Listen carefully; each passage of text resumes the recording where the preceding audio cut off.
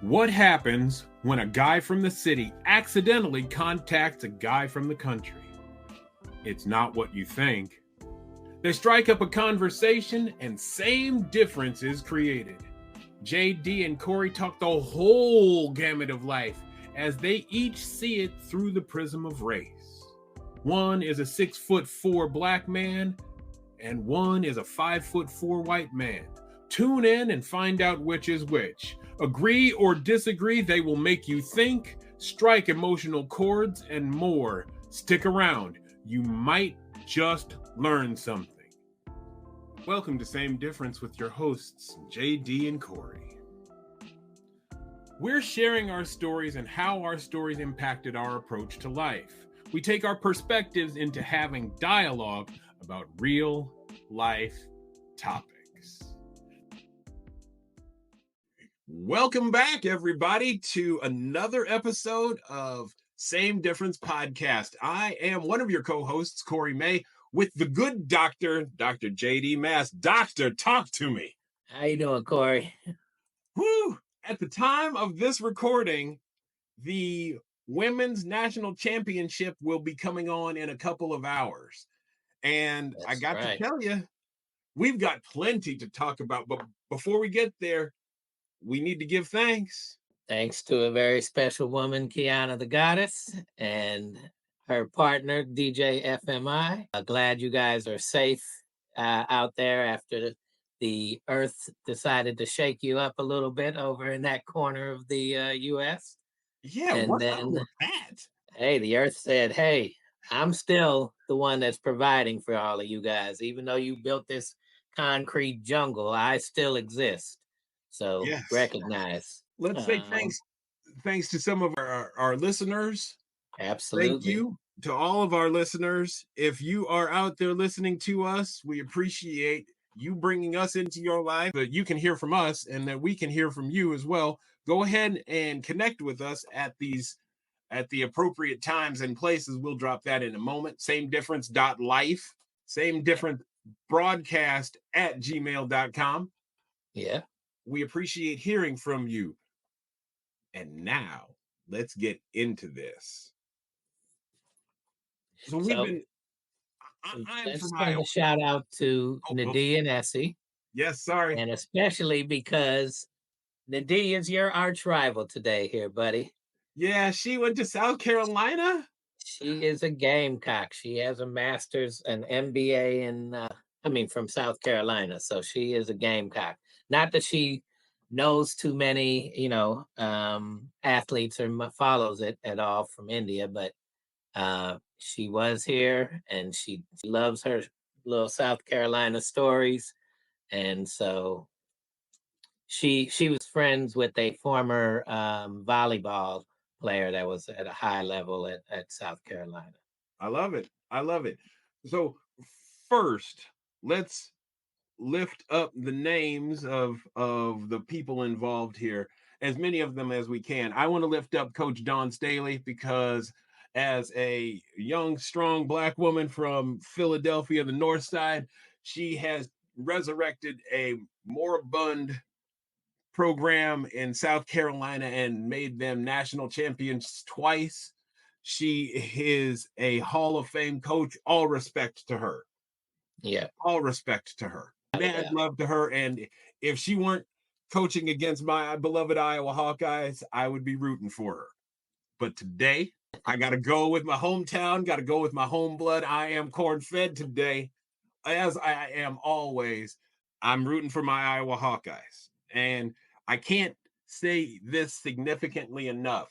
As you all know, I am Black and I am Iowan, which puts me in an unusual position as I find myself with this podcast of sometimes being the contrarian and also at the same time saying, what are we doing here? I want to raise up my coach, Coach Lisa Bluter, an Iowan, grew up 20 some odd miles up the road from me in Marion, Iowa, went to, I believe, the University of Northern Iowa, coached at Drake University, which is in Des Moines, and then became the head coach 24 years ago today As a matter of fact, April 7th, 2000, she became the head coach here at the University of Iowa. All right. And she's been putting in work advancing the programs. So if we know anything about women's collegiate basketball, there are blue bloods, and in all sports there are blue bloods. And the sport was generally dominated by University of Connecticut, Tennessee. Baylor got a little bit of something. South Carolina's been in there. USC was in there for a bit as well. The other Southern California. Southern California. And when you look at these programs that break through and become a blue blood, a lot of times you don't like to see an upstart show up. And here we are, my University of Iowa Hawkeyes coming back for the second consecutive year to play in the title game. I'm proud. Like I said in a previous podcast, I grew up minutes from the stadiums, grew up minutes from the campus. This is my alma mater, born and raised here. I am filled with pride. That's a beautiful thing. And I love the road that they've taken to get here, because last year they lost to LSU in the finals. We got mollywalled. They beat LSU. They beat LSU this year to get into the Final Four. Played UConn, who is, arguably over the last 20 years been the best team. Program by all means. And now face the undefeated Gamecocks, who they actually put out in the Final Four last year. So there's so much story around this. And, I follow Kevin Garnett a lot in what he talks about, and just the storylines that are coming out of this women's basketball right now is really great. And I'm happy for that, for the sport. And, I get a little bit perturbed when we start comparing men's to women's basketball, right, because if you look at men's basketball, when Bill Russell was kicking tail, they were bouncing the ball similarly to the way the women's do now. Like we can't compare it now to now, because they're in a later start with their professional sports, right, and the development of that as a profession. Right. So we got to compare it to back when they were smacking the ball down and not looking all that great until Pistol Pete came around. So, let's call it what it is. What we've seen though, and the homage, so much honor and tribute are being paid by current collegiate players, to the women that came before them. And when you listen to Caitlin Clark, she talks about how she was inspired by Maya Moore and Kevin Durant and Steph Curry. She's inspired by these other ball players. And she will talk about all of the women that came before her and how important it is to inspire little girls like she was inspired by Maya Moore to build and extend on the game. We need that, and we need those voices. Right. Now, here's where things start to get tough. Ever since LSU beat Iowa in the championship game, and we got mollywalloped. It was 17 points, but we got beat down. The interactions between Caitlin Clark and Angel Reese became fodder, and there was unspoken racialized language, and there was language that painted Angel to be the villain and Caitlin to be the saint. Both young women acknowledged that trash talking is part of the game, and on that 94 feet of hardwood, that's perfectly acceptable. Where media went wrong was making that center stage a week afterwards and not leaving it and not understanding the culture of basketball, because everybody talked trash. Everybody talks some sort of trash. I know I do. And then all of a sudden the language started to play into it contaminated the water table of goodwill in Iowa, if you will, so that we began to look at LSU as this lawless rogue program, and we embraced the whole idea that Iowa was all sunshine, sweetness, and light. And there's no reason for that narrative, for those Right. competing narratives to be articulated Absolutely. at all. Well, there's one reason for it. So let me Go ahead, clarify. jump on in, jump There's on in. definitely a reason for it. And that is that we are driven by ratings and we are driven by creating controversy so that people have something to watch and whatnot. And it's an illness of this culture that we have to make things negative in order for us to feel like there's something to talk about, because it's become almost less comfortable to just give praise and flowers, as they would say, and Yes, just enjoy things and not be living in such a high, you know controversy. And that goes back to this competitive nature of of our whole lifestyle, not sports competition in sports. That's why you made the point. Keep it in those 94 square feet or whatever it is. right. Um, that is where that belongs. That's why I love, side note, I get to do a Russell Westbrook shout out, but that's why I love him, because he doesn't talk to an opponent before the game. He scowls during the game. He talks trash during the game. And afterwards, he's one of the most loving, kind people. And when they asked him about his legacy based solely on winning, he said, I don't measure my legacy based solely on winning. I measure it based on the impact I can have on and off the court in people's lives, my teammates' lives, other players' lives, and fans' lives, and children in the neighborhoods, and all of that, right? Like, Yes, sir. taking the media's try to make things controversial and put people down and feel better than, so that they look important inside the media. I wish we didn't follow that. And I think there's a shift happening in people not wanting to follow that, but we got to work through all of this. Feeling of negativity needs to become, and drama needs to be created to create these ratings and all of that. So, anyway, that was my one reason why, and I don't like it. You're on to it. Angel Reese was lit up for saying, I'm representing the girls that look like me. And at one time that really bothered me. And I was like, dang, don't you know there's a right way to and a wrong way to do that? And I had to check myself, and I said, she's from Baltimore. They talk trash on the streets there when they are playing ball. They play a different type of ball than someone in Myrtle Beach, South Carolina, or in LA. Similarities, but hey, every state, every region has its culture for sports. That's what you do, that's what you grow up into. And when she was speaking that language of saying, I'm representing the girls that look like me, she was saying the exact same thing that Caitlin Clark was saying when I hope that I inspire little girls all around Iowa to play basketball. Right.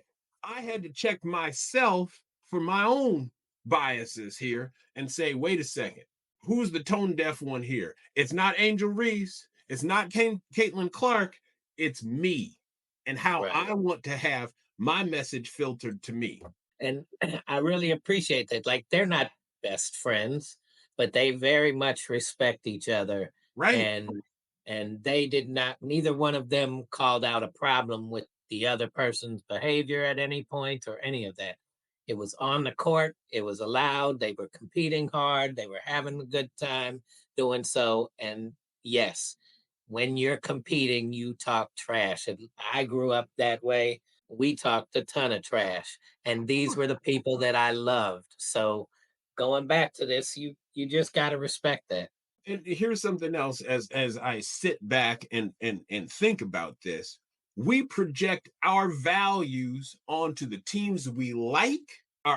We project our values and virtues on the teams we like.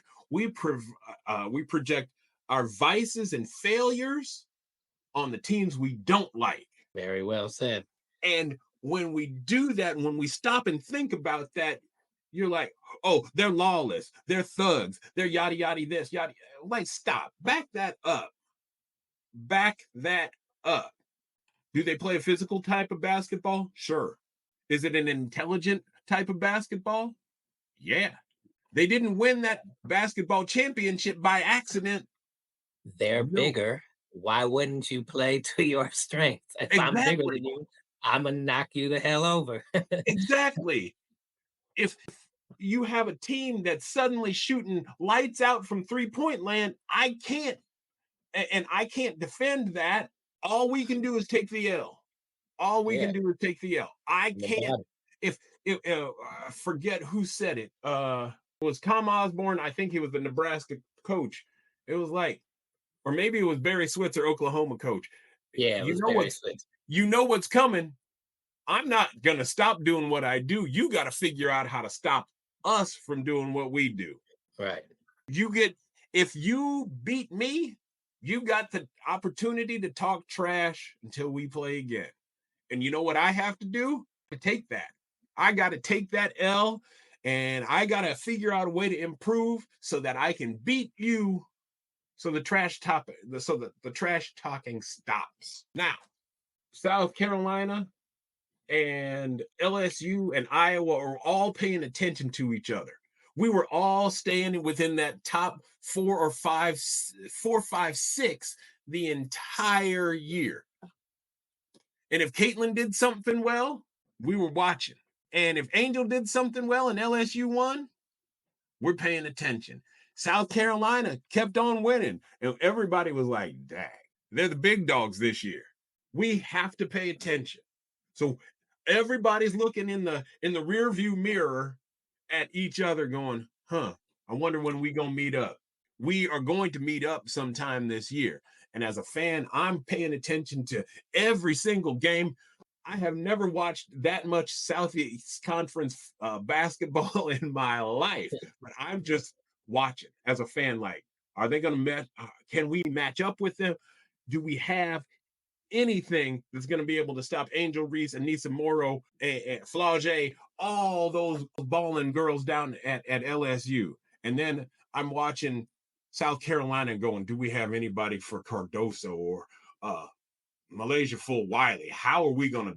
And now here we are. We see the brackets coming out for the NCAA tournament, and I'm looking at us going, we have the hardest route there. And everybody's talking about Iowa.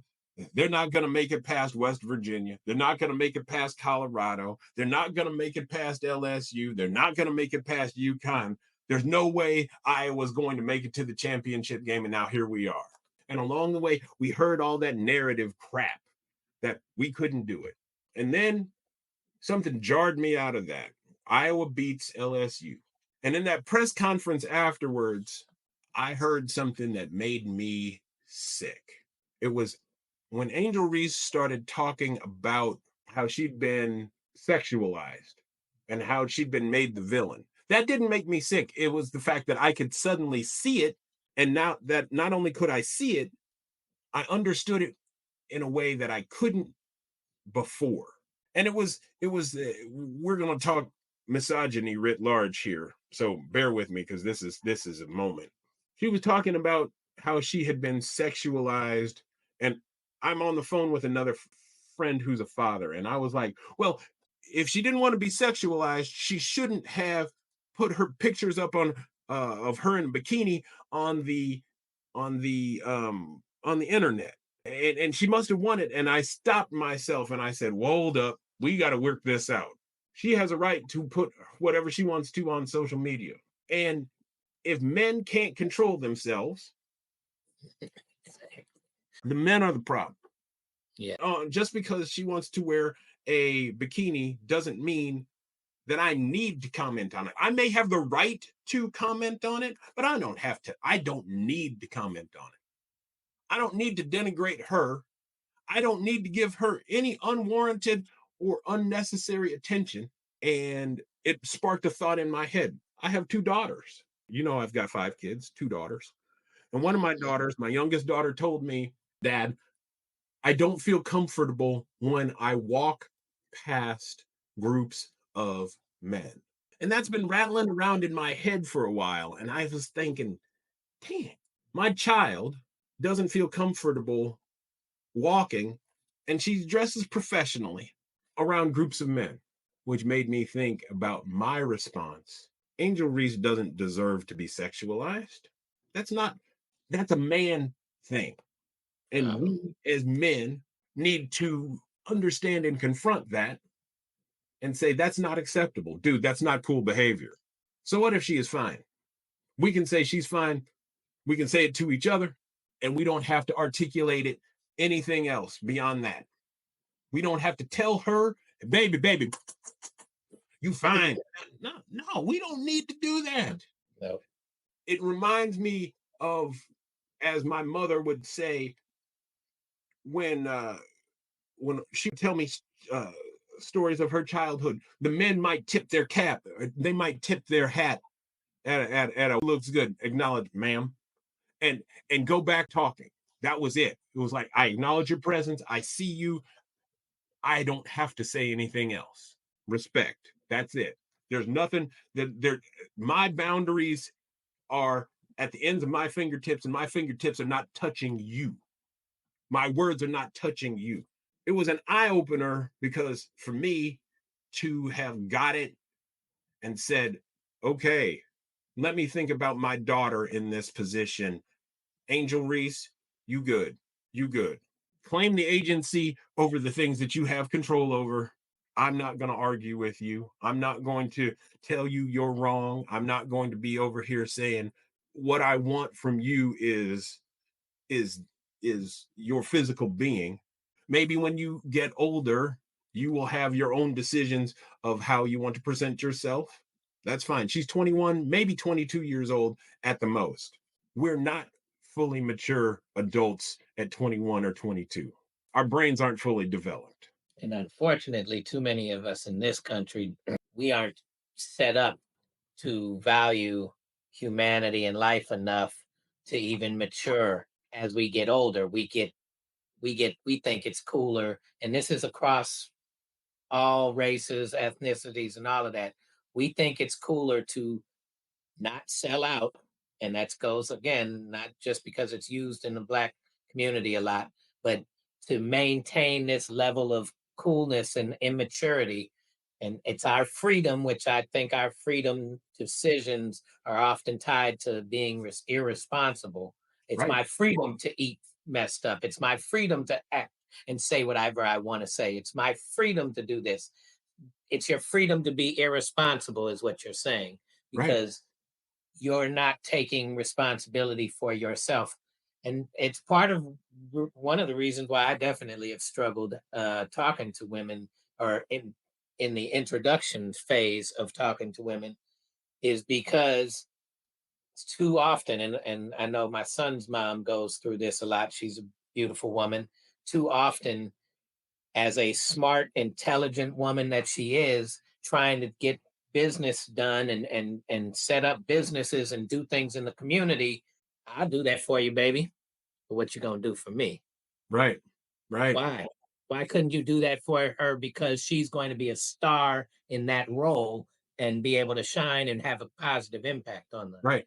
It's too much. It's disgusting. So it just, yeah, I agree with you.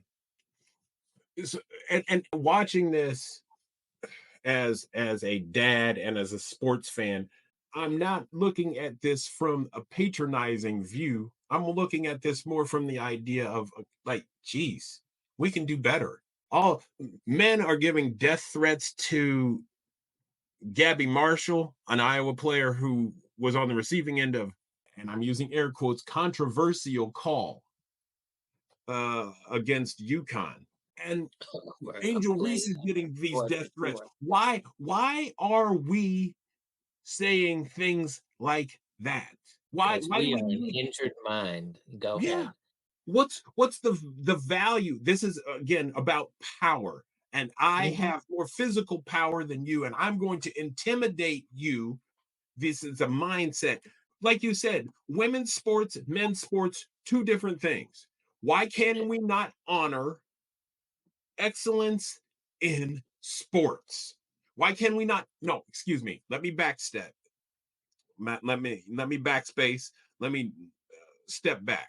Why can't we simply acknowledge and appreciate excellence in general? Right. I don't. Not only that, but why can't we get over a mistake that was made, even if you disagree with the call? It was a mistake.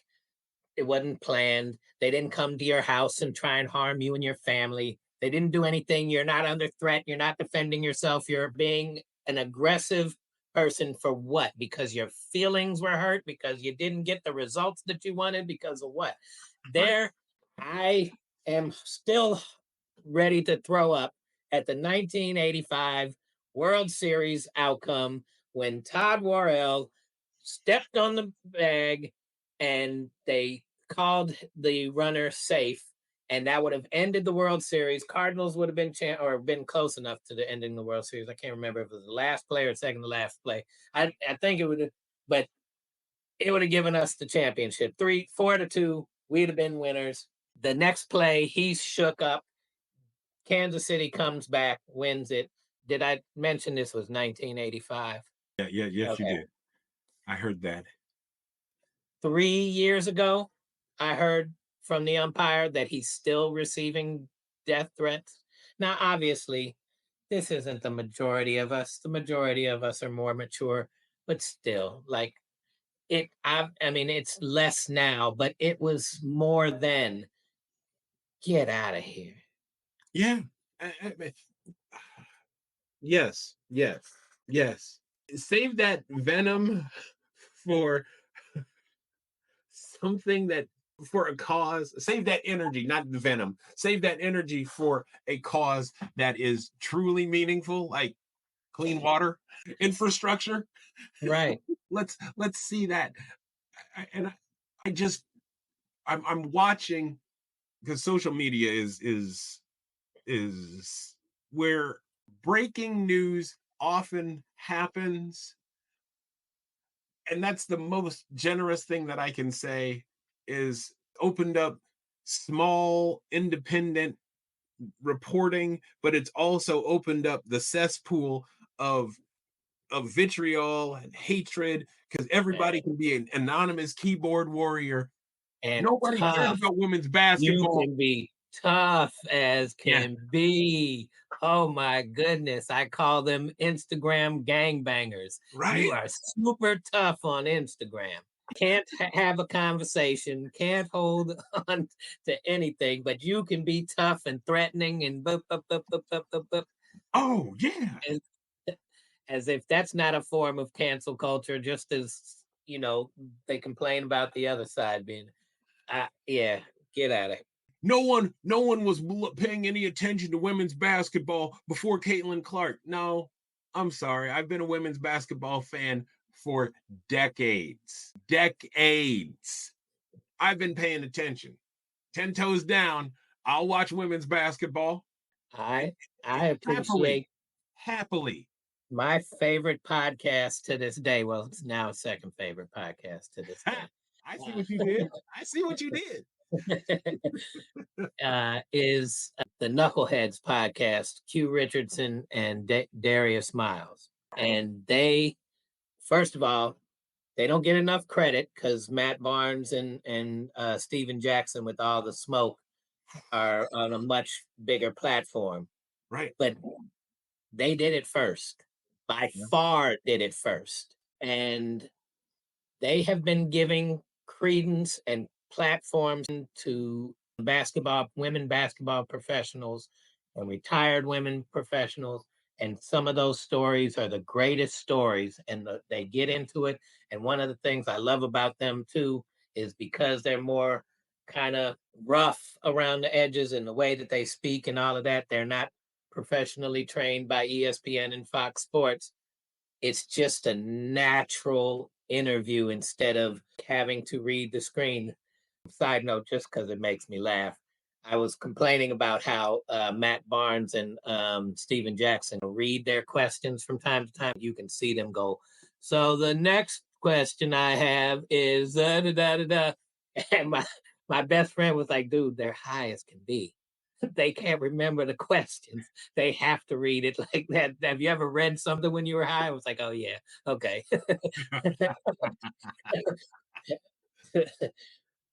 But Um, sorry, I divulged. But they've been giving, and it opened my eyes to want to see even women's sports too. So I want to shout out to Q Rich and D Miles for that as well. love it, love it. So let's pull this back together. Yes, please, because I took it on a No. You're good. You're good. You're put good. it where the goats can get it. Oh my goodness, you picked it up. It took me So 10 times, but it's so now I find it sometimes difficult to have to walk in these spaces as a Black Iowan defending Caitlin Clark and Iowa because they're my home team against other Black people who are South Carolina or LSU fans or UConn fans or whomever. I'm a sellout. I'm like, no, I graduated from the University of Iowa. How am I suddenly not authentic? How am I now an Oreo, a coconut, whatever you want to call me? Because this is where my home is. This is my this and oh well you don't know anything about. No, I know plenty about Iowa. I know plenty about basketball. I know plenty of this, and watching Caitlin Clark is an amazing thing because the girl can flat out ball. Ball don't lie. Ball don't lie. If she was sorry, we wouldn't be man, back to the chip 2 years in a row.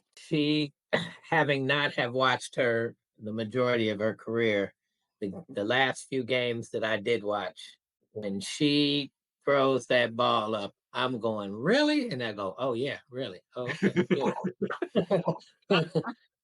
Oh, that was a good shot for her. Okay, I got it. Right. And that's exactly right. That's James Harden and Steph Curry in effect. Like you going, really? Like, oh yeah, okay, okay, got it. Had you been watching her all 4 years, after your freshman year, you would have been like, okay. So sophomore and especially last year and this year, you're like, a good shot. That's a good shot. For Yeah, other people, that would be a bad shot. But right. when she's banging down a logo three from 35 feet, I'm like, I'm good. I'm good with Yeah, it because when she hits she one of got a those, pass. She was running full speed, got a pass, stopped on the dime, didn't dribble, took the pass, and went straight up with it, full momentum going. I was like, aerodynamically, that is really against the laws of physics right now. What are you doing? And had the touch of a 35-foot just drain. I was like, oh, yeah, she can ball. This is, and that's the joy of watching that when you're just like, she's playing the game at a different level than some other folks. And we're also watching her make passes.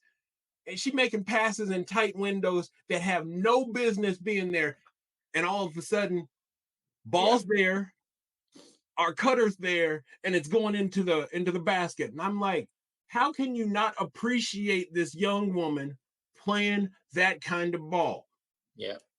Check your own biases against this and just really understand she's one of one. And Mhm. everybody says, oh, that they're one of one. She's one of one. She's not Juju Watkins, and Juju can ball. Can Woo! ball. That girl can Juju ball, ball. but she's not Caitlin. And what's the young woman? Malaysia Full Wiley. She's a flat out baller. She's a stone killer, but she's not Caitlin.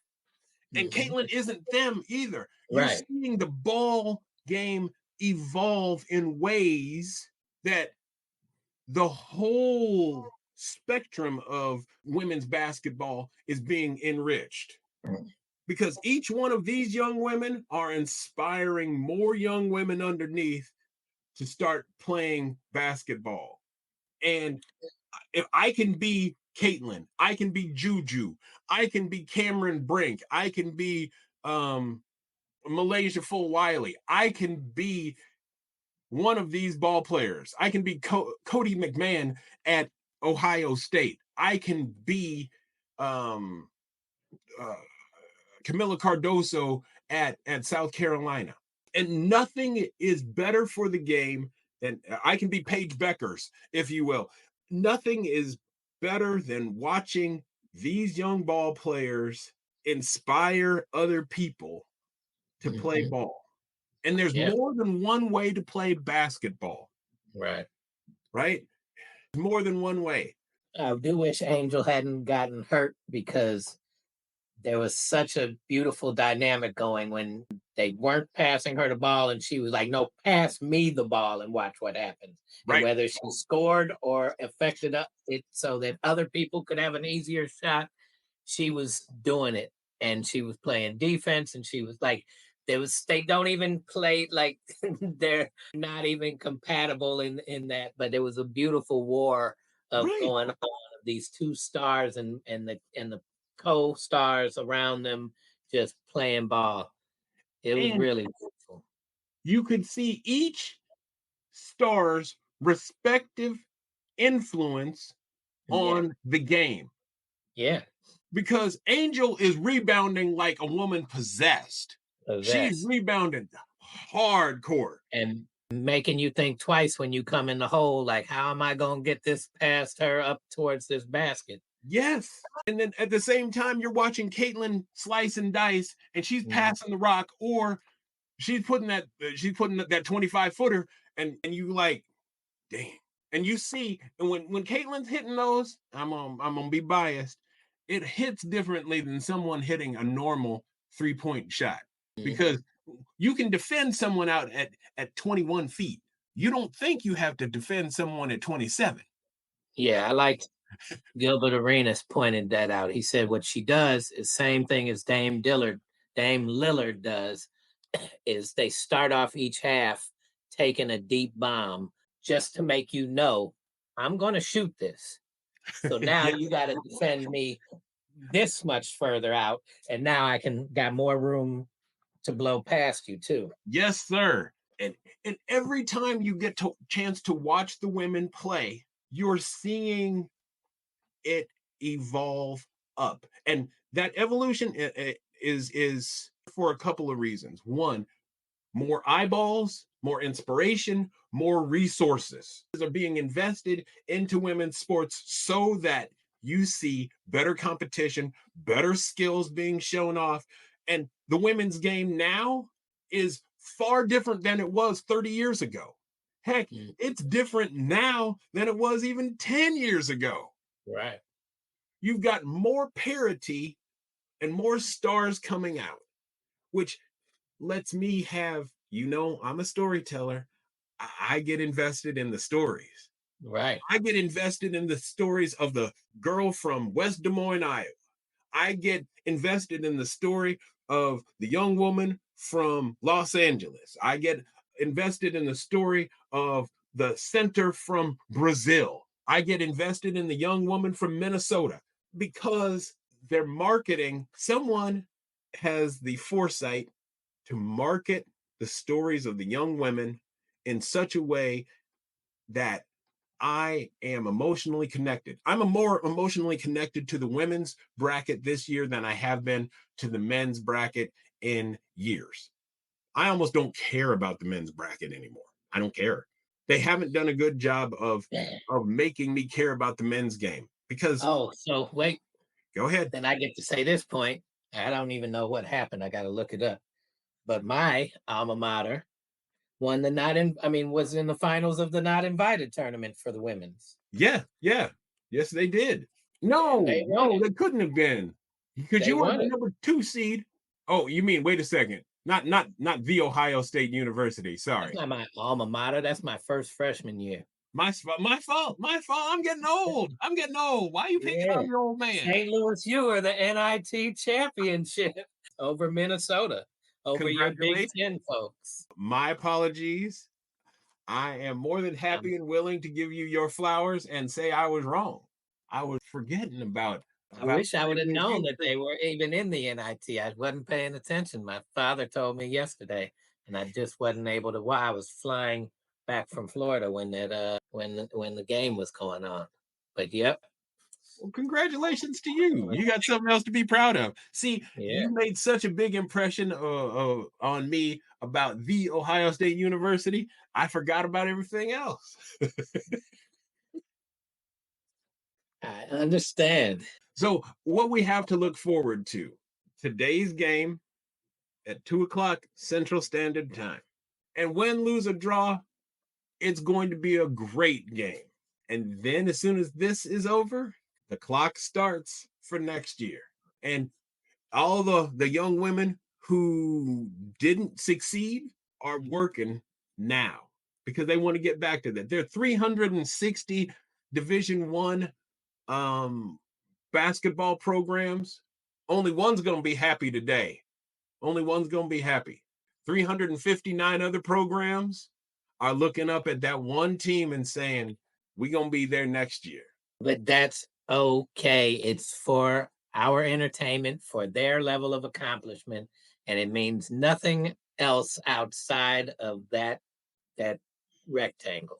Truly, Well, it just it is entertainment. Very true. There is a correlation, though, between winning programs, winning athletic programs, and the number of people that apply to those schools. without a doubt, because our competition is the basis of how we approach all of our decisions. Well, I won't say all, but 99.7% of them in this society. Right. So yes, of course, we want to join the winners. We want to be around the winners. Winners bring more winners. You get paid more, you get more opportunity to win, and of course, you get to build that, and that's what you get known as. Right. But you're winners of a basketball game. So let's keep it where it belongs. Right. Exactly.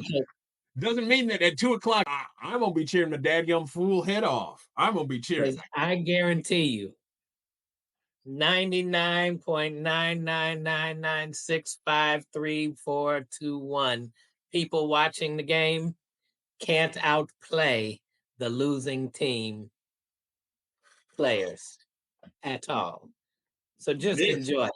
This is true. I'm over here, Kory. I'm pointing at you. Oh, you are? I am. It's showing up that way on your screen? Yes. So when I do this, how does it look on your screen? You're pointing the other direction. Wow, that's amazing. I'm not bent. To me, I'm pointing towards you. That's still amazing. Okay. The cool thing is, young women are going to get a bump up today. The eyes of so many people are going to be watching this and elevating this beautiful sport. I love basketball. I love women's basketball. I love men's basketball. But over the last few years, partially because Iowa's been kicking butt and taking names, I'm very invested in this because, like you said, everybody loves a winner. Mm-hmm. And people are going to be upset, win, lose, or draw. The best thing is that these young women this is the culmination for so many of them, the education, they've gotten their degrees, they're looking forward to life beyond basketball. There's a young woman here at the U. She's won the highest academic honors at the Final Four 2 consecutive years. Her name's Sharon Goodman, and she's a 4.0 student in nursing. Her career is done, and she's a 4.0 in nursing. There are going to be so many people who are going to be so blessed to have that young woman caring for her. She put in the time to study nursing. I keep saying that. And she was a Division I athlete. She blew out her knee and she came back. She's played some minutes this year, but that's just one story. Those stories are duplicated through the hard work of these young women all across campuses, Division I, Division II, Division III, any number of levels of collegiate sports. And we need to celebrate those too. Just like you said, yes, this is basketball. Yeah. But there's great women doing great things off court and preparing themselves for a fantastic life going forward. And that Right. needs to be celebrated as much, if not more, than the physical exploits of the young women as well.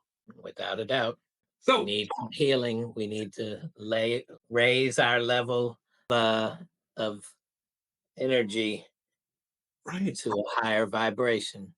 And I hope, going back to this, that the men who are acting, the men in that small demographic of unruly fan bases, if their team loses today, they, as members of the fan base, act appropriately. Don't do the death threats. Don't do the miserable behaviors. There's no need for that. We're going to lose. Someone's going to win. Someone's going to lose. Let's win with class and lose with dignity. And let's be a respectable type fan base that says, we'll come back. And I know we're running low on time, but I just wish the media would stick to the letting them play and not have to answer, the coaches not have to answer certain questions at this time. You want to ask them during the off season? By all means, ask Oh, them during yes. the off. I But know don't we're on the day before right. the big press conference about the game, about whether or not the transgender athlete should be allowed to play in their gender of choices games. That is Right. a conversation that takes on so many different layers. And whether Right. you're for or against, that is not the platform to put it on somebody, because, especially of how you just said, we're not mature enough as an audience to not just respond with venom half the time on whichever side it is, trying to cancel out the other side, trying to cause, say that if you don't believe everything I say, that you're against me. No, they're not. Nobody's always against everybody else. We have, it was such a classless move. And Right. I can only think that it was done for the self promotion of whoever asked that question. I I want agree. to feel important. I want to feel like I came up with the tough question to ask at the right time. No, Again, it goes on to, we project our values and virtues on the teams we like, and we pervert we throw all the virtues and moral failings of of vices. society on the other folks. Don Staley was blindsided by that one. And well, I'm not going to necessarily say blindsided, because she did answer the question, and she answered the question in a logical, rational way. But people right now are blinded by emotion, and they Right. want a bumper sticker answer. They want This is a nuanced question. Let's not deal with that. Coach and Bluter responded by saying, "Hey, it's an important question. I'm focused on this game. It's an important question, but this isn't the time for it." Do I wish Coach Staley had said that? Sure, me just so that she doesn't have to deal with that bullshit controversy. But she answered it in a way that was real and authentic to her, and I stand with her on that. There's no and reason for that question to have been asked at that time. You could have because asked I that don't yesterday, tomorrow. You could have asked that anytime during the dadgum season on a Monday morning press call, but not today. not today. Not today. You are not important today. That Right. was not about you today, making your mission to get this controversy, get this, you know, ratings promotion, get this look at how important I am question out there. Right. That was disgusting to me.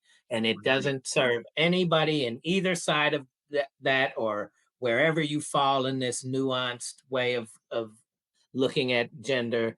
Nobody was served a benefit by asking that question to them during this day. It just wasn't. It was Right. disgusting. It Right. was really jacked up to me. I agree. we always want to see that our coach is dialed in, focused on that game. Why would you throw some crap about that? It's not germane. It's not germane to this game. It's not germane to the championship game at all. What the heck? Could have waited. Nobody's life was affected, impacted, good or bad, by whatever the result of that question was going to be. That could have waited. It was disgusting to just try and use this big platform to make yourself look important. Right. Absolutely disgusting. Right. And I didn't hear these kinds of questions being addressed to the male coaches. What if you've got a transgender female who wants to play men's basketball? How would you address that? Yeah, it There's wasn't even fair. never going to be that, because we Exactly. don't even assume that they could even make it. Like, there's so much layers and nuances to this. This is not a one side versus the other side. There's so much contextualization. It's just ridiculous that And we can't. there's the science. There's the science behind it. That it's not just suddenly I'm deciding to be a woman and I'm going to participate with my full abilities of testosterone. None of that. It's not that simple. If you want a soundbite, that's a soundbite baiting question in search of a soundbite answer. When things are so much more nuanced, and you have to have full context because everything is not that simple. Everything is not black and white, just boom. Right. Nothing is that simple. Well, I shouldn't say nothing. That's not a simple answer to have. And it's not a simple question to answer, especially in that moment when you're focusing on championship game. I don't, it seemed that it was inappropriate. There could have been far better times to raise that question up. Thank you for engaging in that, because that bothered the mess out of me. I wish we had brought that up earlier, so then I got off track. I should have brought That's that up. okay. I did too. Well, but we're having a conversation about it, and I'm Yeah. fairly certain that this is going to be an issue that we're going to probably talk about again in the future. Yeah. Especially when we get into my work that I'm doing presently, as we start to go into it, because there's, a lot of different groups that are involved in wanting healing on the planet, and not everybody from every group thinks the same, even though they may want certain things for their community. So Right. this is what community is. This is what life is about. It's simple and it's complex. Yes, So 100% correct. Well, it's about time for us to wrap this up.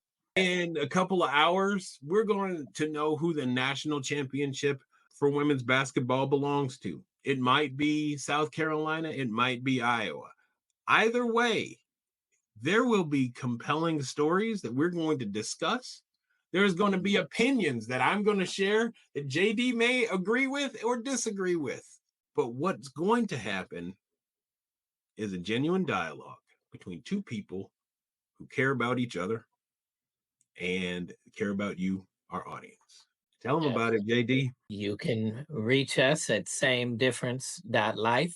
Follow us, hop on any of our social media, which you can get through that website. And please send us an email, same difference broadcast at gmail.com. We want to hear from you. We appreciate that you are participating with us, and we look forward to growing this and having more wonderful conversations in the future. Thank you, Kory. Once Thank you, again, I JD. enjoyed myself. Are you going to watch? Of course, I am. All right. You may get a couple of texts from me. But I'm definitely rooting for the winner. On that note, we'll see you next week. Thank you for tuning in to another inspiring episode of Same Difference. We hope this journey through unique connections and diverse perspectives has left you with fresh insights and a broader understanding of the world we share. We're humbled by your support and enthusiasm for the incredible stories and discussions we've shared. And remember, our mission is to foster critical thinking, embrace new perspectives, and spark conversations that bring us closer to an equitable world. So, if you've enjoyed our podcast, please don't forget to subscribe, rate, and review us. Your feedback means the world to us, and it helps us reach even more listeners. And if you have a story to share or a topic you'd like us to explore, don't hesitate to get in touch. We're always looking for new voices and fresh perspectives to feature on Same Difference.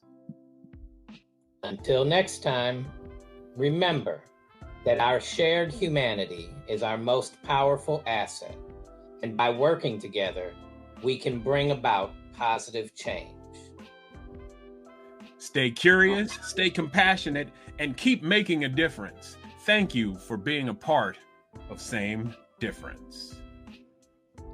Take care, everyone. See you in the next episode.